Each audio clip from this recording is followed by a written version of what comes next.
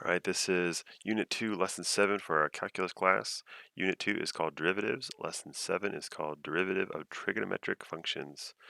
So what we're going to learn in this lesson is the derivatives for each trig function and how to understand derivatives of sine and cosine by sketching tangent lines. So this is going to scratch the surface for derivatives of trig functions, but we have to learn a little bit more things to really unpack all of the trig derivatives. So we're just going to take a peek today. We'll cover quotient function or the quotient rule in the next lesson, and then we'll go back to derivatives of trigs and unpack it a little bit more. Here we go. So before we get started, it is good to refresh. You do need to know how to take every trig function, all 6 trig functions, and write them in terms of sine and cosine. If you can do that for all 6 functions, then you're pretty good shape to work with trig functions and kind of make sense out of limits and continuity and all kinds of things. So make sure you know those. All right, so if I want to think about the derivative of sine, first thing I'm going to do is I'm going to sketch the graph of, well, y equals sine of x. And so I have, as you know, our graph of our sine function is a wave function. It starts at the origin, and then at pi over 2, it goes up to 1. At pi, it goes back to 0. At 3 pi over 2, it goes to negative 1. And then 2 pi, it goes back to 0. And then we've come full circle, and we repeat this cycle every 2 pi to the left and to the right of our graph. All right, so if I want to think about the derivative of sine, given the graph of sine of x, I'm going to consider all the tangent lines on this thing.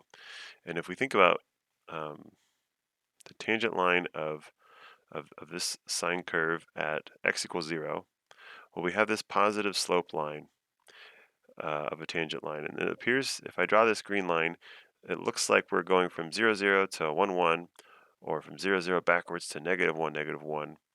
And so we can reasonably estimate that the slope of this tangent line at x equals 0 is a slope of 1. So if we graph f prime, or the derivative of sine, at x equals 1, we're going to estimate a value of 1.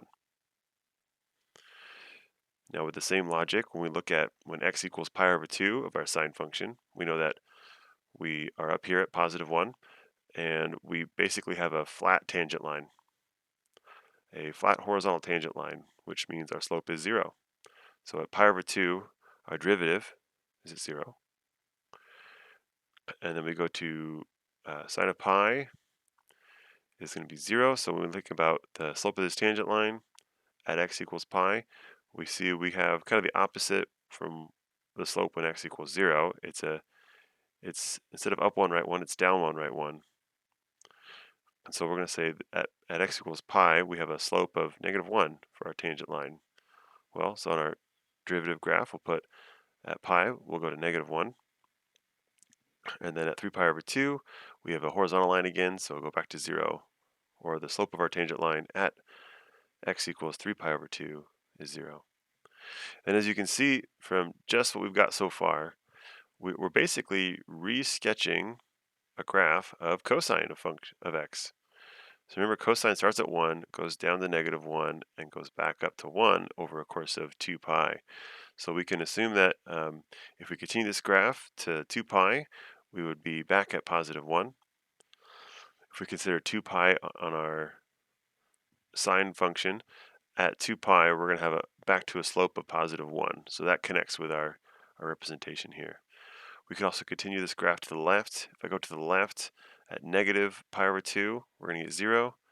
At negative pi, we're going to get negative 1. So we go back to 0, back to negative pi, and we'll continue the cosine function. So from this graph, we can reasonably estimate that the derivative of sine of x is cosine of x. We can do a similar process with cosine.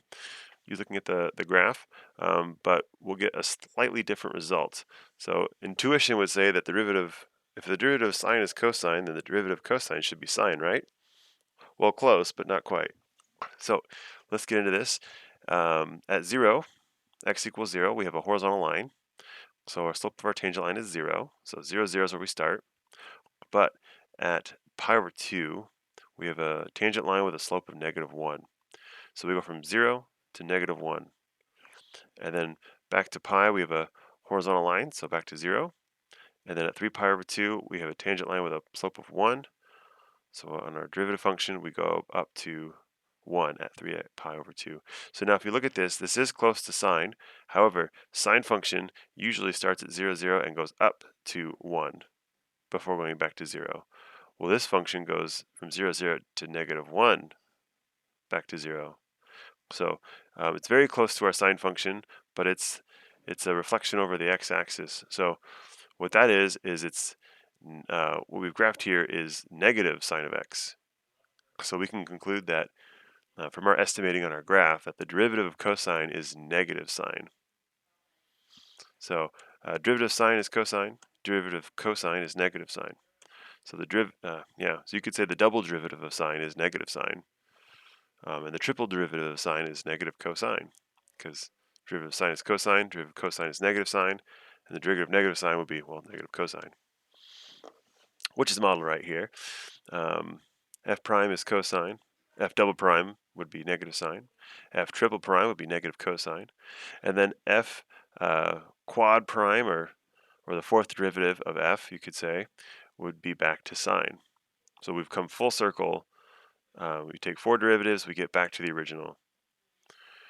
And then the fifth derivative would go, continue back on the cycle, cosine. The sixth derivative would be negative sine, and so on. So if I consider the 24th derivative of f, well, 24 is a multiple of 4, so that would go back to the original, sine. And then f, the 1001st derivative of f. Kind of ridiculous to think about, but it highlights the cycle here. The 1001st derivative of f, I know that 1000 is divisible by 4, so this would be a repetition of 4 with a remainder of 1. So we'd be going through the whole cycle and then plus 1. So one remainder, so one derivative into this cycle of 4. 1000th derivative would be sine. 1001th derivative would be equal to f prime or cosine. All right, so as promised, here's the derivative of all 6 trig functions. We've kind of worked with estimating and intuiting the derivative of sine and cosine. Here they are. The other 3 or 4 functions, deriving these trig functions, takes a little bit more knowledge that we don't quite have yet, but we will have after the next lesson.